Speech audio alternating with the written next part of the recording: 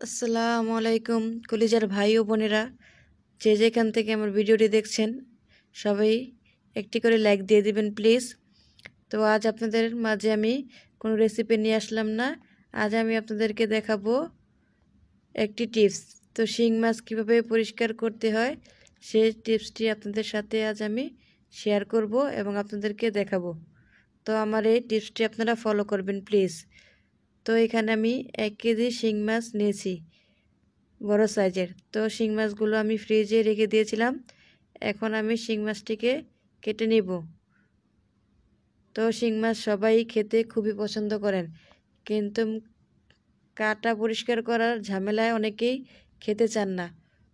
তো খুব সহজেই আমি আজ আপনাদেরকে দেখাবো শিং মাছ পরিষ্কার করার নিয়ম। তো এই তো একটি তারের ছোপা দিয়ে আমি ভালো করে শিং মাছটিকে ঘষে নিচ্ছি। তো দেখুন আমি কিভাবে শিং মাছটিকে নিতেছি। তো সাদা ধপধপে করে ফেলবো এভাবে, যে ঘষে নিলে।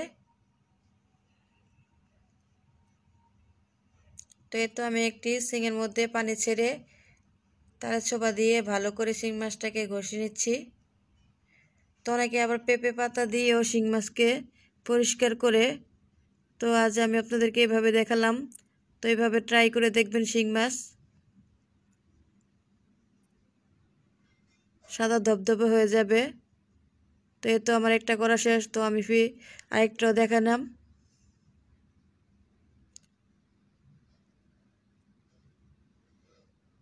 আর যাদের কাছে আমার ভিডিওটি ভালো লাগবে প্লিজ সবাই একটি করে লাইক দিবেন, আমার চ্যানেলটাকে সাবস্ক্রাইব করবেন আর বেশি বেশি করে শেয়ার করবেন প্লিজ। আপনাদের একটি লাইকে আমার ভিডিওটা সবার কাছে পৌঁছে যাবে।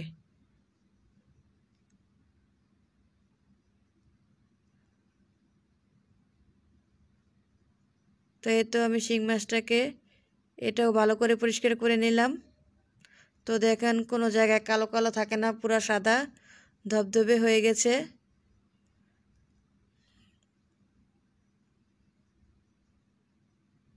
তো দেখতে পাচ্ছেন পুরোই সাদা হয়ে গেছে। তো আপনারা চেষ্টা করবেন এই টিপসটা ফলো করার জন্য।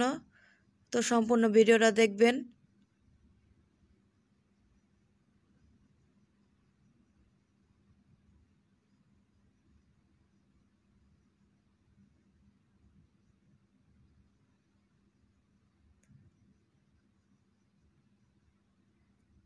দেখুন কোনো জায়গায় কালো কালো নাই, পুরো সাদা হয়ে গেছে।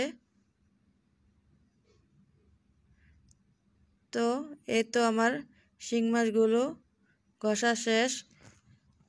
দেখুন পুরো সাদা হয়ে গেছে। তো প্লিজ সবাই কমেন্ট করবেন আমার শিং মাছগুলো পরিষ্কার কেমন হয়েছে। তো আপনারা চাইলে এভাবে পরিষ্কার করে খেতে পারেন। কম সময়ের মধ্যে এভাবে শিং মাছ আপনারা পরিষ্কার করে খেতে পারেন। তো এই টিপসটা ফলো করবেন প্লিজ। আপনারা দেখবেন, সবাইকে দেখার সহযোগিতা করবেন প্লিজ, শেয়ার করে দিবেন।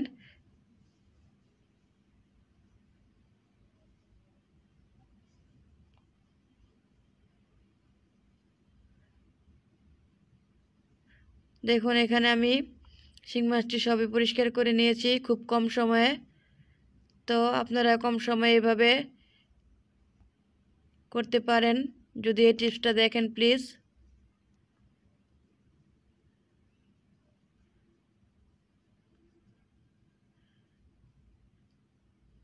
তো সবাই ভালো থাকবেন, সুস্থ থাকবেন আর আমাকে বেশি বেশি সাপোর্ট করবেন।